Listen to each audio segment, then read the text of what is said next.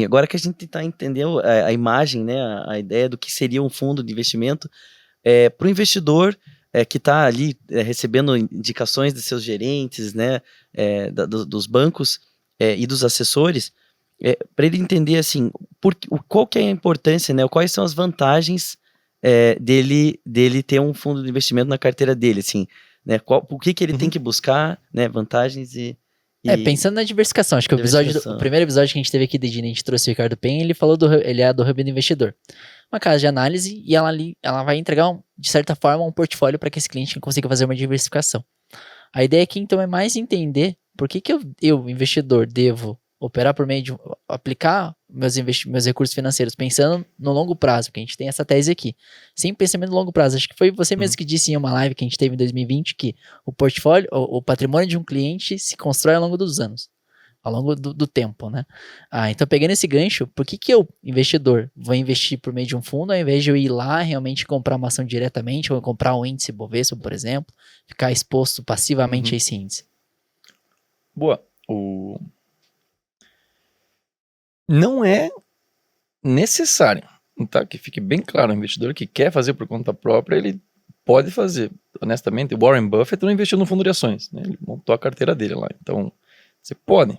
Tá? Então, não vou querer eu aqui falar que é impossível fazer, né? Não faça, você pode. Mas também pode arrumar teu próprio carro. E você pode, talvez, preparar tua própria comida todo dia e não comer fora. Parece mais fácil. Você pode também tentar estudar, ler um livro de medicina e você mesmo tentar se curar de alguma doença. Então, tem alguns motivos pelos quais investir num fundo, né? Acho que você tem os mais óbvios e concretos, talvez, assim, que é uma questão de eficiência operacional e tributária. Talvez esse é um primeiro ponto, né?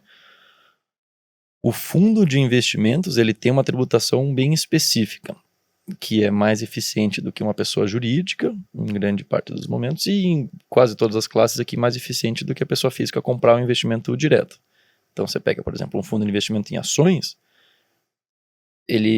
o cotista que investe naquele fundo de investimento em ações, ele vai aplicar o dinheiro uma vez e ele só vai pagar imposto de renda sobre eventual ganho quando ele tirar aquele dinheiro. Tá? Enquanto isso, o próprio fundo de ações ele pode comprar e vender os ativos que estão dentro da carteira e ele não paga nada de imposto de renda. Então, a gente fala que isso é um diferimento porque você posterga o pagamento de imposto de renda do fundo, no meu caso aqui, de investimento de ações. Tá? Todos os fundos de investimento eles vão ser isentos de impostos dentro. Tá? Ele é uma personalidade jurídica, o fundo, né? Ele tem um CNPJ. Ele é uma personalidade jurídica isenta. Dentro dos seus ativos que ele é permitido a comprar, e aí a CVM vai ser bem claro, né? Se o fundo de ações compra aquilo, se o fundo de crédito compra aquilo, o fundo de multimercado compra aquilo. Mas dentro do seu próprio universo, o fundo não vai pagar IOF, o fundo não vai pagar ganho de capital, o fundo não vai pagar imposto sobre as operações, porque ele não é o beneficiário, digamos, final. O beneficiário é o cotista, que está do lado de fora. Então, o cotista que vai ter um pagamento de imposto de renda, que é o teu caso como um investidor. O investidor vai ter um pagamento, ele que vai ser o beneficiário daquele investimento. Então, se você, por exemplo, fosse fazer exatamente a mesma coisa, tá? E assumindo que fossem os mesmos custos, as mesmas decisões de um fundo de investimento, se você tem movimentações ao longo do tempo, é quase certo, ou muitíssimo provável, se você tiver algum ganho no meio do caminho, você vender uma posição que foi muito bem, ou qualquer que seja o motivo, que o investidor, pessoa física, vai pagar o imposto de renda. Não vai morrer, mas ele vai ter que pagar o imposto e vai reaplicar numa outra oportunidade o valor líquido daquele ganho. Ao passo que o fundo vai aplicar o valor bruto, porque ele vendeu aquele valor, não recolheu o imposto, né? A gente deixa para quem recolher só depois que o investidor tirar, né? Fizer o resgate, ele mesmo paga. E você reinveste o valor bruto. Então é um dinheiro que ao invés de você ir pagando ao longo do caminho na forma de imposto, você vai reinvestindo ele em novas oportunidades. Então aqui seria o primeiro que a gente está trazendo, a primeira vantagem essa, sim. É uma vantagem, é bem óbvia, assim, né? Tem uma segunda que é uma eficiência operacional, no sentido de... Em ações é fácil também, porque a gente paga uma corretagem quando a gente tem escala. Então a gente acaba tendo custos menores para operacionalizar as compras e vendas de ações. Então, até mesmo você vai ter título público num fundo de investimentos versus ter título público na pessoa física. O Tesouro Direto cobra uma taxa de custódia daqueles ativos, né? Que o fundo de investimento vai pagar uma custódia, não do Tesouro Direto, de um custodiante, vai pagar uma Selic, mas é uma taxa muito menor. Tá? Então vai ser mais eficiente. O fundo de ações, por exemplo, vai ter uma corretagem. A gente paga lá emolumentos e paga uma taxa de corretagem para as corretoras com as quais a gente opera. Que a pessoa física poderia fazer exatamente igual, mas eu duvido que vai ligar na corretora lá e vai conseguir uma condição melhor, sabe? Para operar em grande volume aqui do que a gente. Do que um fundo. A não sei que se acabe operando... Talvez, não sei se gestora de menos qualidade, mas aí você pode correr riscos operacionais, né? Mas vai operar com uma corretora que não vai ter erro de liquidação, não vai ter erro de nada, você vai ter um ganho eficiente aqui de custos. Interessante perguntar, assim, esses tipos de riscos, porque até eu mesmo já tive problemas com algumas corretoras, assim, de tentar, né, trabalhando sozinho, de não conseguir, por exemplo, vender uma ação num dia de pico, Sim. Né, de ter de repente ir lá e da instabilidade no sistema. Então, se esse meu recurso tivesse... O app não abrir? Hã? O app não O abrir? app não abrir. Então, assim, isso que ele tá falando é realmente um problema que eu mesmo já passei. Então, que no fundo já não teria esse problema. Eu duvido, né, que o fundo não tenha abertura direta ali com a corretora para poder fazer a operação, né? Então, então mais uma vantagem. Tem essas eficiências operacionais, né? Óbvio que você tem um custo, por isso que é o custo de administrar essa estrutura toda do fundo. E aí tem umas vantagens, talvez, menos... assim, concretas, financeiras, mas que fazem a maior parte da diferença a longo prazo, que é a tomada de decisão. Expertise, conhecimento, know-how.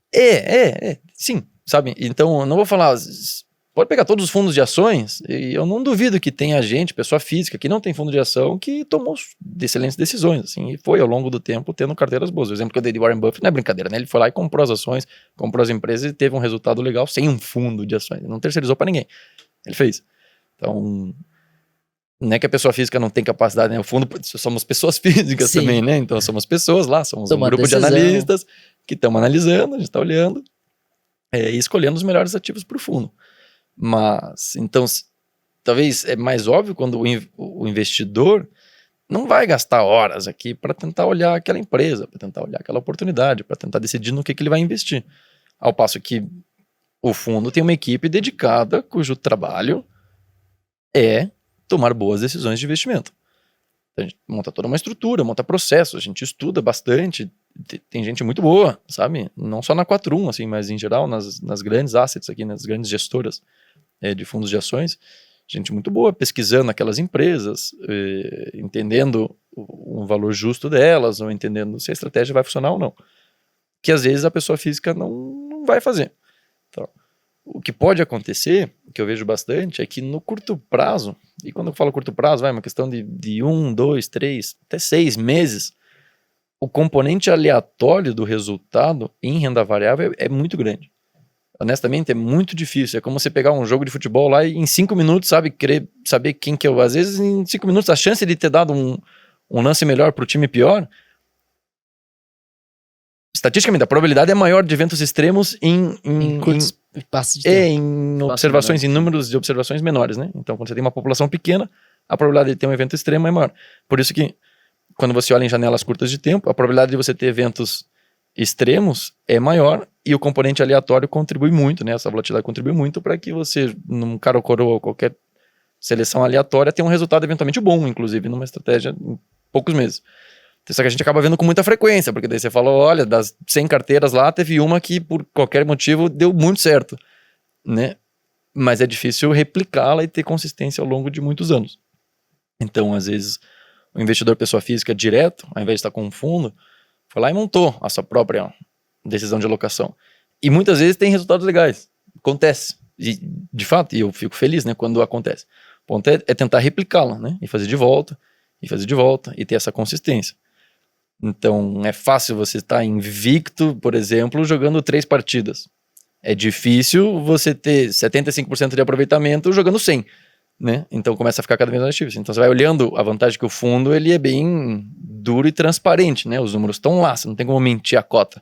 Cota todo dia. O que você entregou está registrado, né? Então, o fundo, você consegue olhar para trás e falar, puxa, fez de fato um bom trabalho ou não fez um bom trabalho. Ao passo que uma carteira teórica, sugerida, ou qualquer coisa, ou a pessoa física que foi lá e comprou, você pode fechar um olho e olhar só para aquela que deu certo, ou eventualmente um período, uma janela menor, X deu tempo.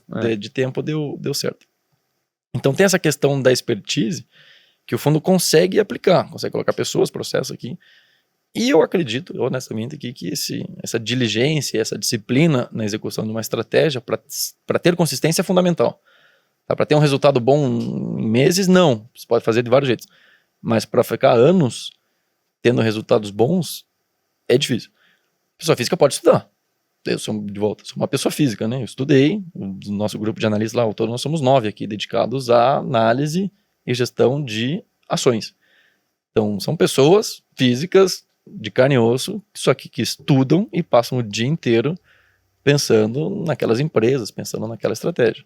Viraram profissionais da área. Se dedicam full time para isso, né? Então, que é o tempo não que tem, a pessoa não tem uma despende, profissão primária que realmente gere sustento, gere receita, para depois ir lá e pensar em investimento. Não, 100% do tempo deles é pensando em investimento. É digamos, terceiro grupo de vantagens assim, mais subjetivo, mas eu acho não menos importante, né? Que é, contrata logo um profissional para fazer aquilo, né? Se você quer um negócio bem feito a longo prazo, chama um profissional.